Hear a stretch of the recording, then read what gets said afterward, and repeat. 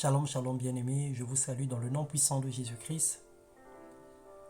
Nous bénissons le Seigneur pour ce merveilleux jour, pour la grâce. Nous savons que rien ne peut nous arrêter à nous encourager chaque jour, rien ne peut nous arrêter à méditer sa parole, parce qu'elle est une source de vie pour nous, elle est une lampe à nos pieds, c'est elle qui nous guide, c'est elle qui nous conduit tous les jours. Alléluia. Alors ce matin, bienvenue dans notre partage quotidien. Nous voulons parler de la ferme assurance qui n'est autre que la foi. La Bible déclare dans Genèse le chapitre 22, le verset 8, Abraham répondit à son fils, Dieu se pourra lui-même de l'agneau pour l'holocauste, et ils marchèrent tous deux ensemble. Nous connaissons l'histoire, lorsque Abraham devrait aller offrir le sacrifice au mont Morija. Alors la foi n'a de la valeur que si nous avons la connaissance du Dieu pourvoyeur.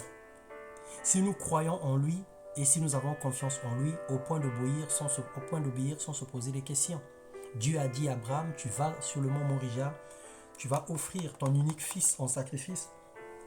Abraham crut Dieu et il est parti sans se poser des questions. C'est là que la foi véritable prend son essence et trouve sa vraie position et sa vraie valeur.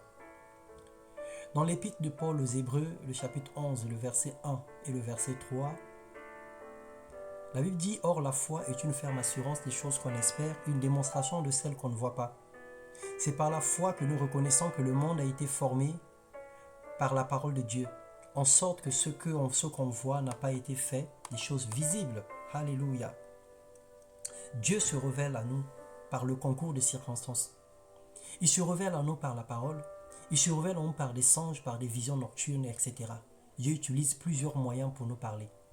Mais tout cela, c'est bien. Mais le plus important, c'est notre capacité à reconnaître que c'est Dieu qui parle et l'obéissance à ce qu'il nous dit ou nous demande de faire.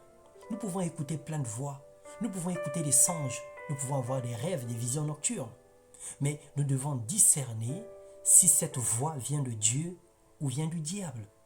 Et lorsque nous savons que cela vient de Dieu, alors nous devons obéir à cette voix ou sinon répondre à l'invitation de Dieu.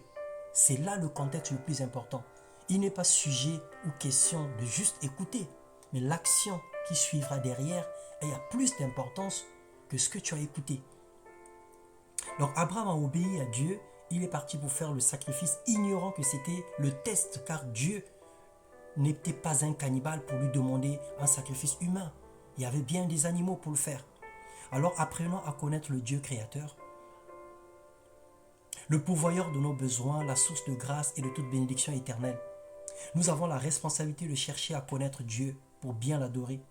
Et en l'adorant sérieusement, nous connaîtrons son cœur et sa pensée pour nous et pour nos familles et nos ministères. Alors, Jésus pouvait dire, vous adorez ce que vous ne connaissez pas. Nous adorons ce que nous connaissons. Jean 4, le verset 22.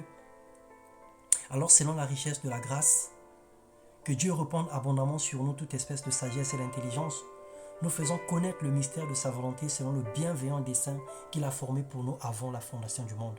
Alors que le Seigneur nous bénisse, ayant foi en Dieu, attachons notre confiance en lui, apprenons à le connaître tous les jours au travers de sa parole, obéissant à sa parole et faisant sa volonté pour être bénis dans le nom de Jésus. Alléluia.